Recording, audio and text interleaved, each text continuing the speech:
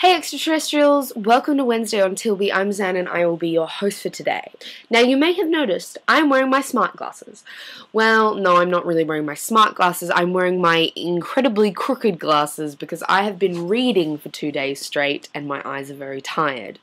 Now this fortnight's theme is how-to videos and I'm going to show you how to split the infinitive. That's right, not how to avoid splitting the infinitive, but how to split the infinitive, because I personally, as a student of language, believe that it is an arbitrary rule that should be scrapped. Now, everybody's met a grammar Nazi in their time. Everyone's met that person who is pretentious and most likely a little bit rude in their cutting down of anyone who they believe is misusing the English language.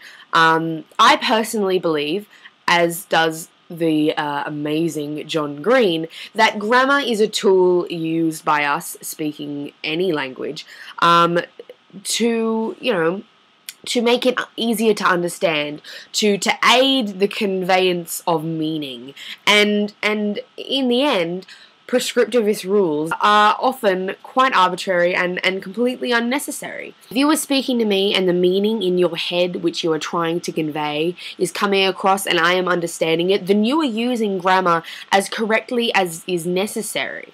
Obviously, in some settings you might need to use slightly more proper grammar, but in the end, if I understand you, if people understand you, then that's the purpose of grammar served.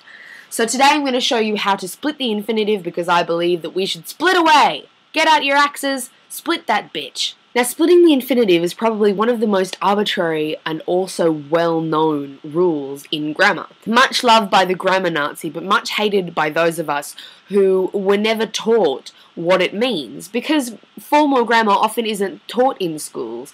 Now, the idea of splitting the infinitive comes from a rule in Latin. Now, when I say the infinitive, I mean the infinitive form of a verb. So take the infinitive form of ignore, so to ignore. It's the base form. So in Latin they kind of had this habit of having single words that conveyed more meaning than a single word does in English.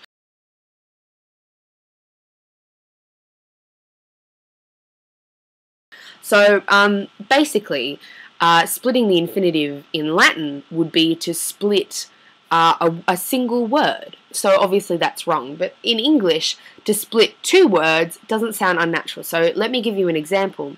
To split the infinitive would be to say, it would be unwise to completely ignore him. So I'm putting completely in between to and ignore, splitting the infinitive form of the verb. So obviously, to me, personally, that sentence doesn't sound unusual at all. You can often, even if you've never studied grammar, you can tell when something is wrong. You can hear it, it kind of hits a little red flag in your head. If you find yourself saying, I don't think that's right, it's probably not right. Whereas things like splitting the infinitive, often most people won't notice. And because, like I said, it's a pretty arbitrary rule. So the correct form in terms of formal grammar of that sentence would be, it would be unwise to ignore him completely. So you'd take completely and put it on the end. So that's how to split the infinitive. Now, I totally encourage you to do that. Split the infinitive all the time. Do it, because it doesn't sound odd. In fact, a lot of the time, it sounds much more natural. So I encourage you to split away, put a word in between, because really, I still understand what you're saying, so there's no huge issue. And I encourage you, next time someone corrects you on something that overall doesn't change the meaning or the ability of other people to understand what you're saying, then if you don't know what the rule, where the rule comes from and what it means, then go away, find out, and come back to that person and say, well, actually, the rule comes from here, and it really doesn't make any sense to be applying it to English. And if you do know what it means, then don't hesitate to catch that person and say, look, you know, this rule comes from, you know, the application of rules from other languages to our language that really don't actually help the making of meaning, because the whole purpose of grammar is to facilitate the conveyance of meaning. Anyway, that's all I have to say for today. I hope you're having a lovely Wednesday. And until next time, I'm Zan, bringing you that little bit extra. I'm back. Okay, so lost the glasses, but just a few things that I thought you should know before I go.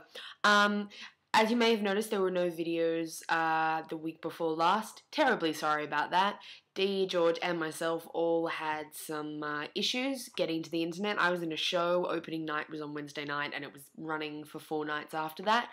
So I really had literally zero time to even look at a computer, let alone sit down and make a video.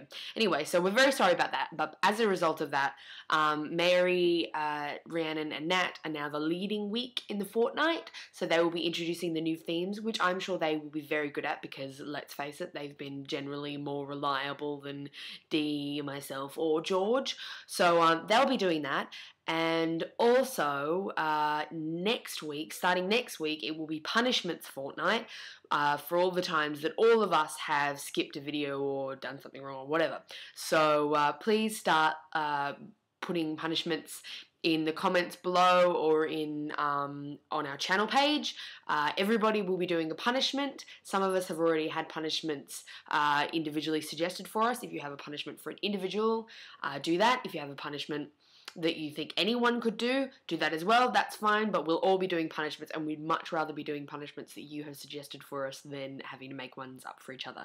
Keep in mind that we're all pretty squeamish, so especially after we did that blender thing, so if you're gonna suggest gross stuff, it might not get chosen. So yeah, that's all from me. Bye again.